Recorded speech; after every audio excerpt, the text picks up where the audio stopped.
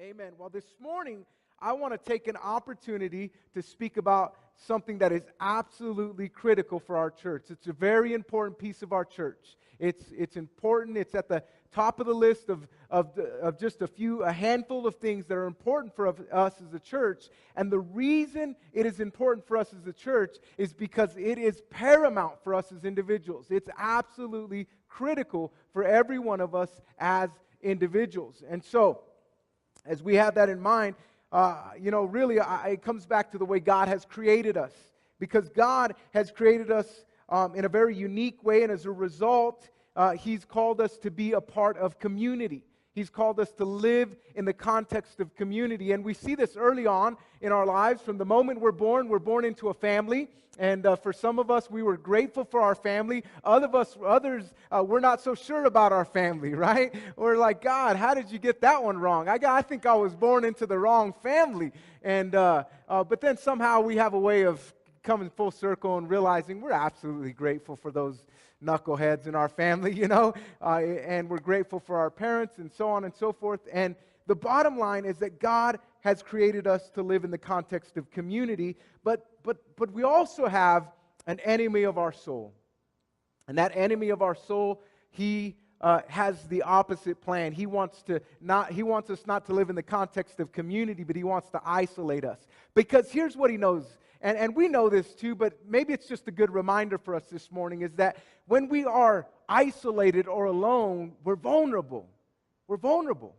And it's in that place of vulnerability that the enemy would want to really seize that opportunity and to destroy us and discourage us. And in fact, that's why the enemy attacks families. That's why the enemy would come and there's an attack on marriage. There's an attack on families. Why? Because it's in the context of community that we flourish, that we're fruitful, that we enjoy life. But if the enemy can isolate us, then we're in some big trouble, right? You following me this morning? And that's the same thing for marriages. And I don't want to get too far off on this, but even in marriages, if the enemy can isolate you from your spouse and you're operating over here and they're operating over there and there's a lot of division, then he wins. Then he can win. And so that isolation is something that he's constantly working towards, and he wants to isolate us. But the important thing is that we've got to remember that God has created us to live in the context of family. He's created us to live not only in the context of family, but what I would call life-giving community. That's where we belong. That's where we belong, in the context of life-giving community. And so as we begin to grow in life, we gravitate towards community in the form of friends, right? You all have friends. Some of you wish you had less friends.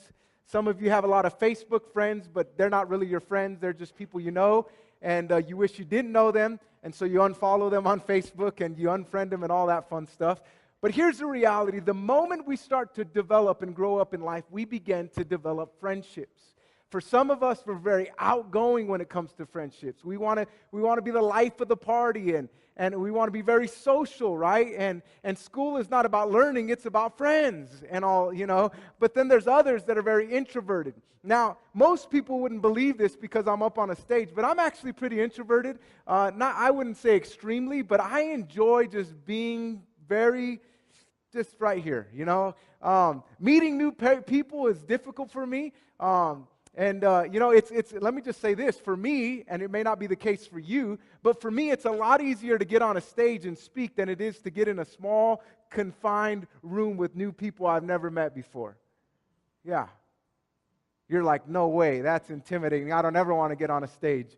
But you know what? The reality is that it's not easy for any of us to really develop those friendships, but we start early on developing friendships, right? And some of those friends become what we would call best friends. The ironic thing is this morning, as I was preparing, I was actually communicating with one of what I would call my best friends growing up. His name is Carlos, and him and I lived 2 houses down from each other. My address was 543, and his was 547, and we spent our childhood together. And we fought like brothers. And we also just did a lot of things that we shouldn't have done because that's what young kids do, right? And we had a lot of good times. But the bottom line is we've developed those friendships, and sometimes they last a lifetime, like the case with Carlos. Is we don't talk to each other every day. In fact, we don't talk to each other very often. But this morning, as I was preparing the message, I'm just like, dude, I love you, man. Just thinking about you this morning. And he sent me this picture. I didn't plan and prepare, but we were probably 16, 17 years old, and we're sitting on his mom's couch, and I can't tell if I'd smoked too much stuff or not. I don't know what was happening because we were, but what I do know is I'm grateful for that friendship, and that's the point. Is that there we were, 16, I guess. I don't know how old we were, but we're at his mom's house, and we're sitting in that context, and here we are years later, and through various challenges in life, we both love God, we both are honoring our wives and honoring our families, and to see that happen and to see that transformation, it's beautiful, but lifelong friendships. Now, somewhere along the line, though, and I just need you to follow me for a minute, as we try to fit in, we struggle with not belonging. We struggle to find our place in life. We just feel like we don't fit in. We oftentimes feel alone in life, and we feel like, everybody else fits but me. Everybody else belongs but me.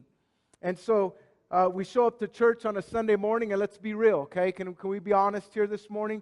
We show up to Sunday morning church, and it only highlights that feeling of like, I don't belong here, like everybody else is like doing this worship thing, they're lifting their hands, and all I want to do is run because I don't feel at home here. I don't feel comfortable, but we put on a smile, and then people start telling us weird things like, God bless you, brother or sister, and you're like, am I a brother? Am I a sister? Like, I guess what do you say? Do you say, God bless you? Because when I was in church, I didn't say, when I grew up in church, I didn't really grow up in church, but when I was in church as a kid, I went to Catholic church, and we didn't say, God bless you. We said, peace be with you, and also with you. And then the thing is I got saved, and I'm like, I got this self-righteous attitude. It's like, I say, God bless you. I don't say, peace be with you. I say, God bless you. And I'm like, every time you meet somebody, it's God bless you, God bless you. Every time you hang up with somebody on the phone, it's God bless you. And I'm looking at it, and I'm like, that's not even biblical. But peace be with you, that's actually in the Bible. So peace be with you. Yeah, we're good Catholics this morning. All right. So the point being, though, is that you show up to church, and you just don't feel like you belong. But at Junction Community Church, we want that to be the exception. We want there to be a true difference, that when people walk into this place, no matter where they're coming from, no matter what Christian background, non-Christian background, no matter where they're coming, that they walk into this place and they feel welcomed and they feel at home. That's what we want people to experience when they walk into Junction Community Church, right? We want them to feel that they belong. That's the case. That's what we want them to feel. And so the reason is because that's what God has destined, that every one of us would belong. He's destined us to belong and to thrive in the context of life-giving community that is only experienced right here in the context of church. But it goes beyond that, because not only did God create the church that we would belong, but He takes it a step further, and He wants us to experience what I would call the depth of life-giving community. Not just the surface level, not just the, we all put on a smile, because we can all do that, right? That's how we meet people. If you're in the dating world, God, we pray for you. If you're in the dating world, y'all walk around with like fake smiles on all the time. And you smell good, but we all know y'all don't smell good. We know what it's like in the morning, you know what I'm saying? Like, or whenever else, But it looks, that's what happens in the dating world. It's all like this stuff. But let me just say that in the context of life-giving community, we want to go beyond that. We want to go beyond the surface level, and we want to go deep. Why? Because there is such value in gaining deep relationships, in meaningful, deep relationships. Not only is there value, but it's the way God designed us. He designed us to live in the context of community. So here at Junction Community Church, we value Sunday mornings, but we love the context of a life-giving small group. For us, there's nothing else. There's no substitution. We love what happens when people sit in rows just like we're sitting this morning. But for us, the most important seat that we can have is when we sit in a life-giving circle. It's not just in a row where we're listening and absorbing. That's important. Don't get me wrong. That's important. I hope you're listening to me today. But the reality is when we get in a circle, and we begin to encourage one another and build one another and strengthen one another, there's something powerful about it. Because what we do is we kind of take off the facade, and all of a sudden we're like, this is me, myself, and all my ugliness. And when you realize that, you look for the shock value, like, are people going to judge me? Are they going to throw their sandal at me, their chancla, whatever? What are they going to do? No. They're going to embrace me. You mean I could be myself? I could be real? I could be who I am, and this community still embraces me? Yes. That's it. Warts and all. Yeah? It's beautiful. And that's what I'm talking about in deep community. Because it's not just the surface level, it's can we go deeper? Because out of that depth, again, there is such value. And it's something that we not only see here within the context of the church, but we also see it in the context of the early church. So let me dig to a couple verses here this morning. Because in the earliest Christian community in the Bible, we see where they engaged in life-giving community. So let's go to the book of Acts in the New Testament, and let's discover Acts chapter 2, verses 42 through 47, because it describes the early church, and what it does is it highlights several values that they focused on. Now, I'm not going to focus on every verse, but I'm going to highlight what we're talking about this morning. So in verse 42, it says, all of the believers devoted themselves to the apostles' teaching and to fellowship and to the sharing in meals, including the Lord's Supper. Now, it starts out, and I love this because all of the believers in the context of the earliest group of the earliest church, the community of believers, they devoted themselves to some things. They devoted themselves to the apostles' teaching, where they really took in. That was a receiving part. Kind of like what we do on Sunday mornings, is we have an opportunity to hear from God's Word, but it's only, for us, this is not the begin-all or the end-all for Christianity. This is just the rallying point where we come together and we're encouraged and built up. But the real life change happens in fellowship. It goes on, it says, they devoted themselves to the apostles' teaching and to fellowship, to living and doing life together. I'm grateful that I get to do life with my small groups. I'm grateful that I get to do life with them. And it's not only in the context of a small group of people that I meet with on a weekly basis. I think about our missions trip that we had just a short period of time ago. And doing life with those people was amazing, because forever, for the rest of our lives, we will remember that trip that we had together. And we will have memories that only we shared. And it was in the context of a small group. It wasn't a large crowd. But fellowship and the sharing of meals, including the Lord's Supper, and to prayer. We just finished 21 days of prayer. And I'll tell you what, I'm believing coming out of this 21 days that God is going to do some amazing things in and through our lives. Anybody else believing this morning? Here's the truth. Even if you showed up or didn't show up for 21 days of prayer, you were prayed for over and over and over and over again. And you don't even know, but you walked into this place and you sensed something different this morning. That's because you've been prayed for the last 3 weeks. And God is about to do something in your life. I believe it. And so, let's read on.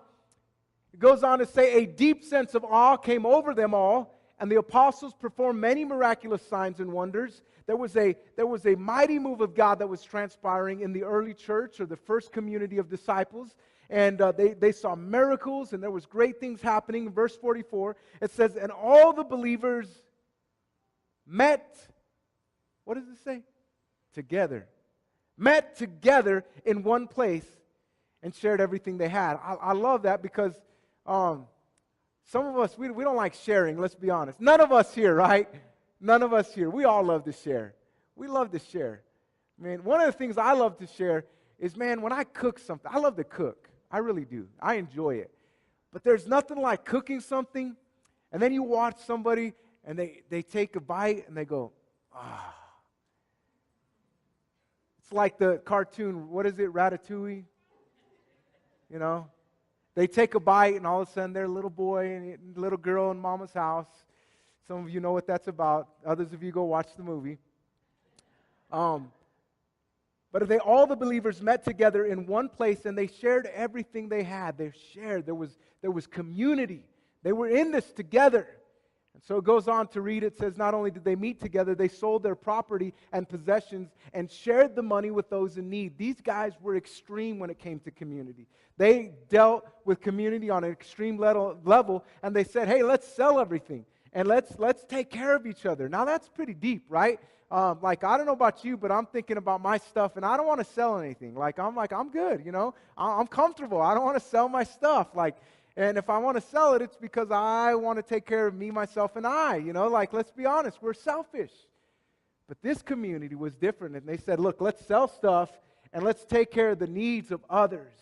And honestly, you know what? I'm joking about that, but the reality is I love our church because I see that happening in various forms every week, and I see us giving through the Hope Room and Sarah's Pantry and through our connection with Inside Out. I see us giving to others. I see us, and I wish I had more to give. That's my problem, is I always feel like I want to give more to people, and I'm limited. I'm not God. I'm limited, man. That bank account hits zero often, and I'm like, man, there's nothing there. I can't give. But nonetheless, the needs are always there, right? We're always finding and seeing needs. But we want to be generous. Verse 46, it says, they worshiped together at the temple each day and met in homes for the Lord's Supper. I love that. They came together on Sunday mornings, translate it to our modern day terminology. They came together on Sunday mornings, but then they met together in homes for the Lord's Supper. They gathered around in intimate places where they can be encouraged, where they can not only take of the Lord's Supper, which we know as communion, but beyond that they can have connection, where they can really develop connection. And let me just be honest, one of the things I love about my small groups is weekly snacks. I know it's spiritual, I know it's very deep, but I love snacks and I love coffee. And so, I love getting together with my small group and I drink lots of coffee. And for most people, it might keep you up at night. For me, I drink coffee going to bed on my nightstand. It doesn't bother me that way. But they came together in their homes. And for us, that's the community we're talking about. That it's not only important to get together in this large context of Sunday morning gathering, but there's nothing like getting together in a small group. Now, for some of you say, well, I'm kind of skeptical of that. I don't want to get around people that I don't know. I don't want to get around people in a small group context. But you know what? Let me just tell you. Yes, you do. You know why I know that? Because you love getting around your family. You love getting around your family, the dinner table. You love, maybe it's a small group of friends. You guys, maybe it's not a dinner table. Maybe it's your favorite coffee shop or wherever else you guys hang out. Maybe it's the library for you. I don't know what it is. But whatever it is, you enjoy getting together with a small group of friends. Let me just say that. God made you that way. God made you that way. That's the way we're designed. Like, I can have a lot of friends, on Facebook, but I'm not like in a small group with all those people. In fact, there's just a small group of people I connect with. There's a small community that I live within. And so the important thing is they met together in their homes in the small group context and shared their meals with great joy. Reads on saying, joy, generosity, all the while praising God and enjoying the goodwill of all the people. And each day the Lord added to their fellowship those who were being saved. And so there's this daily procession where people are gathering, where people are coming, and they're continuing to be a part of the fellowship.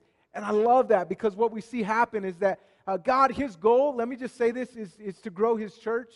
Not so that we can have a lot of people here on Sunday morning, and certainly not for some ego of some pastor, and not this pastor for sure. But here's the reality, is that God He has a family. Okay, let me just put it into context. God has a family. And God's family, He knows His family. But let me just say it this way, like, I have a family. I have an amazing wife, and I have 3 amazing daughters. But if I woke up on a Sunday morning and we were getting ready for church and one of my daughters was gone, like, what do you think I would say? What do you think I would do? That's all right. We enjoyed Becca for 13 years. It was nice while it lasted. Yeah. We still have 2.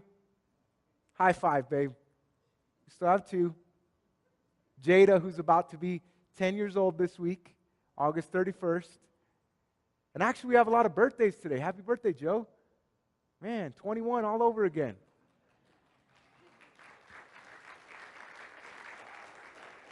Ezekiel, it's Ezekiel's birthday today, right? He's not here. He's enjoying his birthday with family and on the other side of the mountain. And Pastor Abel's turning 21 again this week, right? 30th, I think, is his birthday, something like that. There's a lot of, didn't Lily just have a birthday too? Like, man, there's a lot of birthdays. 9 months ago, what was happening? I don't know. But as I get off track here this morning, and somebody help me get back on track. What are we talking about? Yeah, there we go. See, I already missed her. I already forgot about her. It's all right. I love you, Becca. She knows it. But God, when He sees His family, just like the last portion of that scripture says, He says, and they added daily those who are being saved to the fellowship. There it is. It says, and each day the Lord added to their fellowship those who were being saved. Here's the reality, is God knows His family. And just like if I woke up this morning and my oldest daughter was not in our home, we would be concerned. We would be looking for her frantically. We'd be calling her cell phone. We would be going around the neighborhood and seeing if she's hanging out with her friends at like 6 o'clock in the morning. It's kind of weird. You know, what's going on? We would be absolutely frantic. And if we couldn't find it, we would be devastated, heartbroken. Wouldn't you agree? That's how God wakes up every day. Not that He sleeps, but you get the point. He wakes up. Every day, He approaches the day and He realizes, you know what? He's not there. She's not there. And they're not just some story. It's not just some people. He knows us by name. The Bible says that He knows every hair on our head. He knows us. And He wants to bring to the family every day. So that's kind of a side note to this. One last verse I want to share here today comes to us from the same book of Acts, chapter 5, and in verse 42. And it says, and every day in the temple and from house to house, they continued to teach and preach this message. Jesus is the Messiah.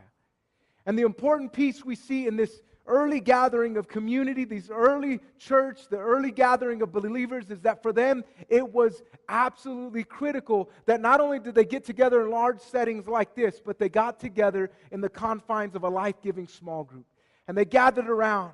You know, this week I had a couple of moments of kind of small group experiences, if you will. And one of them is that I went to lunch with Anthony. And you know, we were eating real healthy stuff. You know, Pink's barbecue. You know, plenty of meat and more meats, and you know, barbecue sauce. I mean, it's real good. It's good stuff for you, you know. And we enjoyed it. But as we were sitting there talking, I realized something. Like there was all these older men in there, and it was like you know, midday. You know, it was a late lunch for us. I mean, it was already after 1 o'clock, and we're sitting having lunch.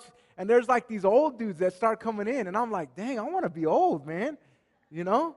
Like they come in, and when I mean old, I mean gray-haired guys, you know what I'm saying? Like, and they're walking in, and dude, they're just shooting the breeze. You know, they order their sandwich or whatever, you know, they got their food, and they're just hanging out, you know, and some of them even walked. It was like from the neighborhood, they just walked in, and they were having a small group experience. And here's what happens, is that all of us long for that.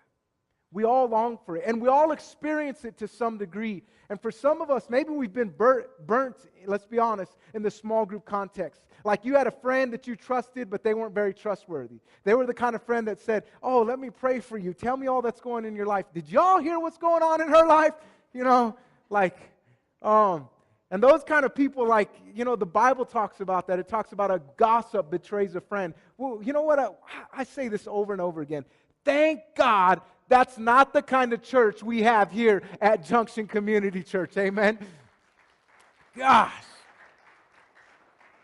But the reality is we all long for that. And if you've been burnt by small group context, by a friend, like there's healing, there's restoration, because God designed you that way. But again, the enemy, on the other side, he wants to isolate you. He wants to pull you aside. He wants you to live, you know, in a place of isolation, because when we're isolated, we're vulnerable. But when it comes to life-giving community, there are so many things that we gain from it. Now let me just say, not only do we see the early church was an example of of community, but Jesus himself. And I'm not going to share verses because as we read all of the Gospels, the first 4 books, Matthew, Mark, Luke, and John, of the New Testament, we see that Jesus was constantly with people. We understand that Jesus lived in a large group context because he fed the 5,000. Like, he had those moments. He had Sunday morning experiences where there was a large group of people and they gathered around and he taught them, and then he even fed them, and so there was those moments. But Jesus spent most of his time with the group of 12. He spent most of the time when we go to the scriptures and we read the Bible and we read the example of what's going on in the life of Christ. He spent most of his time with 12 people. He hung out with them. He shared with him. And then even, get this, even when he was teaching the crowds, he would turn to the disciples and he would give them further instruction. It was almost like, he would speak to the crowds and he'd say, hey guys, look, this is what I meant by that. This is what was happening. This is why I said it that way. And he would just speak into these 12. But even as we discover and we peel back the layers, we realize that Jesus not only had the big, large crowd experience, and then he spent time with the 12, but he also spent time with what's called the 3, or the inner circle. And if you read through the Bible, you find that he spent time with an additional 3 of his disciples. And as he spent time with them, Peter, John, and James, he spent time with them, and he took them to kind of a deeper level of connection with him, And the point is that is the power of small groups. That's the power of connection. Not only did the early church model it, but Jesus himself lived it, and we see it. And so these moments where we sit in rows are absolutely important. But I'll tell you what, when we get in a circle, life change happens. I love it. Get in a circle, get a coffee cup in your hand, and have that conversation, And because that is what's going to build us. In fact, I believe it this way. When we engage in the life-giving context of a small group, we experience personal growth. You can even write these down. Personal growth, genuine community, and lifelong friendships.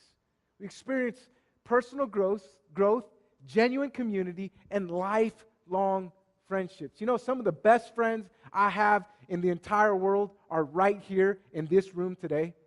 And I wouldn't do life with anybody else. I wouldn't do life any differently. I wouldn't be, I could be anywhere. Trust me. I could live my life wherever I wanted, wherever God allowed, however you want to define that. But I live it here by choice. By choice. Speaking of which, we're starting a new series next week. You don't want to miss it. The series is entitled simply, I Choose. And I'll tell you what, it's going to be life-changing. Because at the end of the day, when it comes to making choices in life, we have to realize that we are the result of our choices. And so we can agonize over the little choices of life, like what am I going to wear today, or what am I going to eat for lunch? But while we do that and we agonize over those small decisions, oftentimes we're glossing over the big choices. And so next week we're going to start a brand new series, I Choose. You don't want to miss it. So getting back on context, I love living here, right where I'm at. I choose this. I choose these friends. I love my family here, my Junction Community Church family that really is like family, because my wife and I, for the last, 15 years of our lives, we have not lived in close proximity to family necessarily. We've, for the most, and certainly for the last 9 years of our lives, we've lived way over here in Grand Junction, Colorado. Way over here, because none of our family, they don't live here. It's been 2 years, and most of my immediate family's never been to my house. That's the reality. They've never even been there. We bought a new home 2 years ago. In fact, that's today. Happy 2-year anniversary. Bam! In our new house. That's today. That's awesome. Where does the time go? You're getting old, girl. That's all I know. You're getting old. You're getting old. I don't know how I'm getting along, but you're getting old. That's the reality. My family has not visited. The majority of my immediate family has never stepped foot into my home. And that's kind of the way we've lived. But I'm thankful for the community right here that I call family at Junction Community Church. And that's what begins to happen, is we find a place of belonging. We find a place that when we come to church, it's not just about a Sunday morning experience. It's about going deeper and saying, you know what, I need to get involved in a small group. We're starting small groups in the next couple of weeks, and you're going to be hearing more information about that next week. as we kick off our new series, but I want you to start to pray about getting involved because you're going to experience that personal growth. You're going to experience that genuine community where you get connected, where people care. Here, let me give you a sad note, okay? And really, it's not an indictment on myself. Maybe it is. Maybe I'm throwing a rock at myself this morning. But if you miss church next week, I might not know it. I'm sorry. I know. I might not. But if you were in my small group and you missed, I would know it. I would know it. I would absolutely know it. I'd be like, hey, where's Mary? She's mad at her husband. Really? She didn't want to come to small group. This is her house, isn't it? Oh, wait up, this is my house. Like, where's she at? I don't know. But the point is this. I might miss. In fact, we might miss. We may not realize that you weren't here last Sunday. Or for 2 Sundays for that matter. We may not realize that. We may, but I'll tell you what. If you're missing from small group, everybody will know it. And you will be absolutely missed. And you will be prayed for. And you will be called. And you will be texted. And they will say, where are you at? What's going on in your life? Why did you miss? Why weren't you here? And it's like, leave me alone. No, I'm not going to leave you alone because we're living in genuine community and what you're going through. I'm okay. I didn't ask you for your lies. What's going on in your life? Okay, the truth is I'm going through a hard time right now. And you know what? That's what we do. We live in the context of community and we build lifelong friendships. I love it. All right. Currently, I'm in a community. And I'm going to prepare to close with this. Currently, I'm in a community. And I'll tell you what. I'm in this community because, well, I didn't have any choice in it. First of all, they're family members. They're cousins. There's a group of about 7 of us, I think, 8 of us. And we're first cousins. I'm a cousin by marriage, so I'm kind of like I shouldn't belong. See, here's my point. I shouldn't belong, but I belong to this group. And there's about 8 of us. I think there's 8 of us. I'm losing, yeah. But anyway, there's a group of us, right? And these guys are like, hey, let's do this Tough Mudder thing, And I'm like, Tough Mudder? That sounds weak, Tough Mudder, what's that all about? And of course I know what it's about. But the idea is, let's go spend time in Snowmass, Aspen, way up there in the mountains. And let's run 12 miles on a trail. Doesn't that sound awesome? And let's do 22 obstacles, like jumping in ice bath water and crawling around in mud and navigating through an electrical field of things that are going to shock you. Man, doesn't that sound awesome? Gosh, don't you just wake up every day and say, I want to run 12 miles in the mountains at high altitude and force myself into water that I would never touch unless it was going down my throat? Gosh, this is awesome. But here's the reality. I look at that, and everything in me says, you're stupid. In fact, I went on a run yesterday. And part of my running yesterday was my goal was to get in 7 miles. And about 3.8 miles in, my phone died.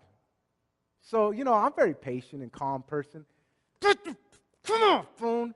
How are you going to die on me? I was tracking this. I got to prove to the guys that I actually ran today. And not only that, but I gotta know how fast I was today. So there I am, the phone dies. And then it gets quiet. So no longer do I have music, no longer am I like, ain't nothing but a G thing, babe. Just kidding. Some of you knew that. You're just like, no longer am I like, resurrecting me. That's my song right now. Lord, y'all need a resurrection is what you need. But here's the thing. I got to wrap this up. I'm running. I no longer have the music. I'm no longer worshiping. I'm no longer in the Spirit. And I get to this place where I'm like, what are you doing? Then I start arguing with myself. Just walk. I know you're hurting right here, and I know your knee's hurting, and I know you're like, just walk. Devil, you're a liar, and all this is going on in my head. I know y'all talk to yourself too. But I make it home, I turn on my phone, and I navigate and I was a little bit disappointed because it was only 6.2 miles. I was short, but I was running in the dark. I didn't know how far it was. That means I got to go run again. But the point being is that I wouldn't push myself like that unless I had a group of guys that I know that 2 weeks from now, they're going to hold me accountable. 2 weeks from now, there ain't going to be a lie on the mountain. Like, we can be like, oh yeah, I've been working out hard, you know what I'm saying? I've been getting my runs in, There ain't going to be no lie when we're running up that mountain and somebody's puking in the background, you know what I'm saying? Like, there ain't no lie about it. And so that's the power of living in life-giving community. And so, over the next couple weeks, we're preparing to kick off our fall semester of small groups. And personally, I'm excited to get back to that routine because I know how much it blesses not only me, but it blesses my whole family. My kids ask me all the time. They ask us. We've been in summer break. They've been asking us, when does small group start? When are we going to small? Do we have small group tonight? And so they love it. It's part of our family. With the start of a new semester, it's the perfect time to get plugged into a group and start, allowing God to really change your heart, change your life. It's the perfect time. And so I want to remind you this morning that you're here for a reason. And God has a plan for your life, and part of that plan includes being connected to a life-giving small group. Like, what you do with that is up to you. I can't force you to do that. Nobody can. But what you do with that is up to you. There's 3 types of people here today. There's those that for years, for semester after semester, message after message, you've heard me talk about this. In fact, I've talked about this particular message in different ways, like a lot. I went through and I was looking at my sermons, all hundreds of them that I've preached over the last 9 years, and I'm like, dude, I've talked about this several times. And in fact, I'm asking Mary, like, how do I preach on this again? Like, the same thing. How do I share it from a different perspective? And so you kind of like, I don't know. This is your season. It's time. What do you like? No longer. Just jump in. Get involved. Get in a small group. Others of you, you're hearing this for the first time and you're thinking to yourself like, you know what? I guess this is my season. Get involved. Like, let God do that in your heart. Let God do that in your life. You will not regret it. I guarantee it. So I encourage you, whether you've considered it for a long time. And then let me say, there's another group of people here that you've taken a break, and your break turned into a long break. And you're like, I just need a break from small groups. And all of a sudden, like, years go by. And then you're like, we used to go to small group, right? Yeah, it was like 5 years ago. Let God talk to you about that. But I can guarantee that no matter where you're at, you won't regret it. So it's time to get connected. Next week, we'll have a complete directory available, updated information on our website concerning available groups. But as a takeaway today, keep this in mind. Belonging is the beginning of something great. You belong here this morning. It's not by accident. It's not by chance. You belong here. I believe it with all my heart. In fact, I've been praying for 21 days for you, for your family, for your life, for your situation. And I believe that you're here for a reason this morning. Part of that reason is that belonging is the beginning of something great. You belong. I belong. I've often struggled with feeling like I belong in church. I know, I'm on stage. But I belong here. This is my family. I wouldn't change it for the world. I belong here. And so, with every eye closed for just a second, as I close today, I want you to know that belonging starts with salvation. And there's some of you here today that you've never committed your life to Christ. Some of you watching online today, you've never committed your life to Christ. But I'll tell you what, if you're going to find your place in life, if you're going to find belonging, it starts in that relationship. So if you're here today and you say, I need to commit my life to Christ because I need to find my place of belonging. If that's you, would you raise your hand right where you're at? Raise your hand right where you're at and then put it right back down. God sees your hands this morning. Anybody else, you say, that's me. Just raise your hand and put it right back down. Anybody online, please let us know. And I'm going to ask everybody in this place to pray a simple prayer with me. Would you repeat after me and just say, Jesus, today, I realize I belong. So from this day forward, save me and show me my place in the family. In In Jesus' name I pray. Amen. Let's put our hands together and thank God.